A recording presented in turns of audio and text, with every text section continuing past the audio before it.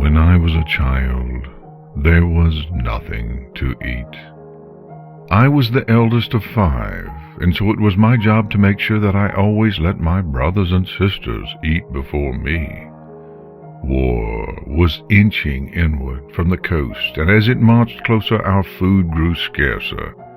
Animals fled the area, or were slaughtered and consumed in panic by the other families in our village.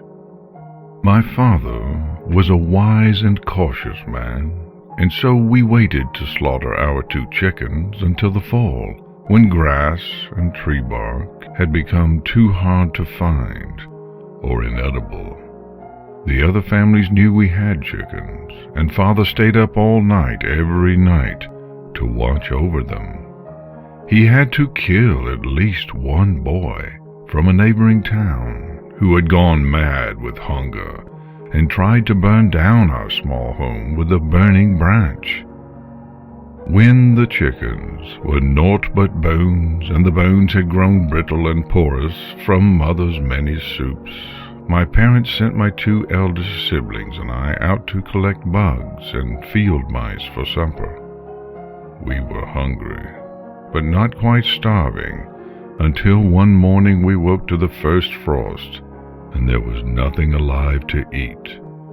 My parents began to discuss the inevitable. Perhaps my father should go to the coast and sell his father's pocket watch to one of the drunken but well-paid soldiers. It was the only thing we had of value and the only family heirloom my father had to pass down to me. I didn't want him to go. I was afraid war would arrive while he was gone, and I was too young and too weak to protect my mother and younger siblings. I begged him to stay, but he insisted it would be all right and promised to be back within 2 weeks. I was so afraid, and when he and Mother were outside preparing his satchel, I smashed the pocket watch under my foot and placed it back in my father's half-rotted desk. My mother cried for days. Father did his best to comfort her as I watched them peel the leather from my father's boots and boil the hide for dinner. The next night, Mother found a dead rat and boiled away the disease with the new fallen snow from outside. And the evening after that, she filled our bellies with rat bones and more melted snow. My little brother Albert kept everyone awake that night, crying over his hunger. He begged for all the things we'd eaten when we'd had a garden and animals: beef stew, white rolls, succulent corn, and spiced lamb. He made all of our stomachs moan and torture us, and I soon screamed at him to be quiet, while my mother sobbed from her room. Father stroked Albert's hair for hours, and then went back into his and Mother's bedroom, shutting the door behind him. Albert moaned until the thin light of dawn peeked through our threadbare curtains. I could hear Father in his room, tinkering with the watch. My hunger had long worn out my fear of soldiers, and I silently prayed that he could repair it. Father worked on the pocket watch all through the day and into the night. Celia had found dead crickets in the walls of the abandoned bakery, and as we ate them, Father emerged from his bedroom with Mother right behind. The smile on his face was one I had almost forgotten, as I had not seen it since the day my youngest sister was born. He told us that he had repaired Grandfather's watch, and that he'd heard of a soldier encampment nearby. 3 days, he promised us. 3 days, and I will return with carrots and lamb, and rolls so big they'll fill your bellies for a year. We clapped our hands in delight, and ran around our small dirt yard with a delight and glee that seemed a foreign language to us. Father said that we were all to help Mother find beautiful things with which to dress the table. The next morning, he gave us all a piece of rubber from the sole of Mother's shoes to chew on, and sent us out on our mission after kissing us goodbye and promising to be back before we'd remembered that he had left.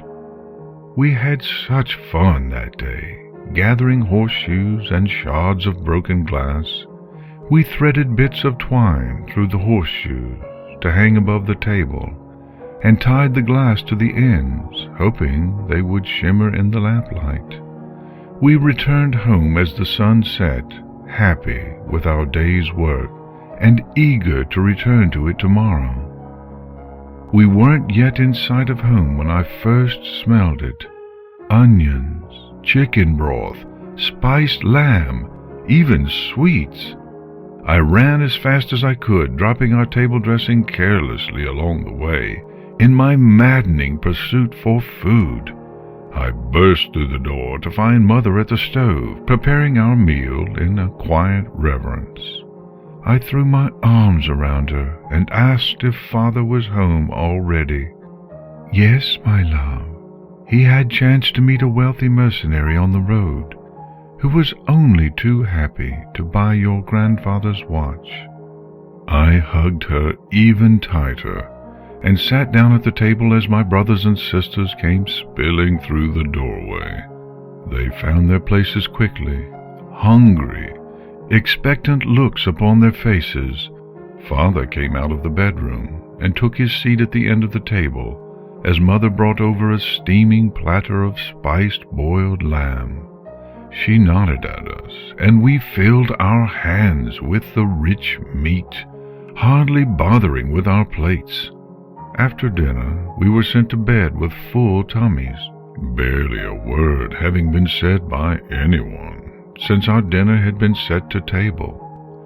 We ate our fill the next night, and then the next, and the next. But as our food stock started to dwindle, so did Mother's health. Each day bled more out of her until we were left fighting over scraps of raw meat, while our mother lay weak and wilting nearby. The first night I went again without food was the night that the hazy, happy ether began to lift, and my memories of the past days became confusing. I recalled that the spiced lamb I'd consumed with such ferocity had actually been sickly sweet, and the accompaniments I had first smelled from afar had never been brought to table. I couldn't remember Mother eating anything in all the days since Father had returned. Instead, she'd sat quietly next to us at the table, staring at the pile of gray meat we consumed with such fervor. And Father, I couldn't recall hearing his voice since the morning he had left for the soldier encampment.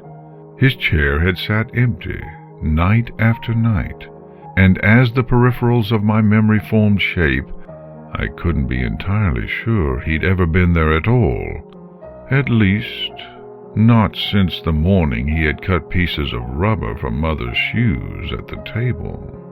Frightened and starved, I didn't find sleep until the darkest hours of the night. The following morning, when Mother emerged from her room, I asked where Father had gone. She told me he'd left to become a soldier and sent us out to peel bark off the bushes in the forest. Father never returned. Perhaps the reason I didn't realize what happened back then was because it was too awful to consider, and I was so very hungry. But Mother died a few days ago, and in death she thrust the truth upon me. From her stock of meager possessions I was bequeathed a small box that contained nothing more than a shiny, broken pocket watch. Perhaps she wanted me to remember it all, the only hope of our survival that I had smashed under my heel, my father's last loving hug before he sent us to collect dressings for the feast, the overly seasoned gray meat, and the rancid smell that had begun wafting out from under Mother's door, becoming more pungent each day. My father sacrificed more for his family than most ever would. I used to lament that I had nothing to remember him by, no family heirloom to pass down to my own children. But now I have his pocket watch, a thing I cannot give to my children. Not because the glass is shattered, not because the gears are cracked.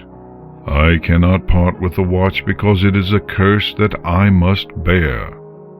For the shiny, contorted metal has never lost the sickening smell of that sweet, silvery meat.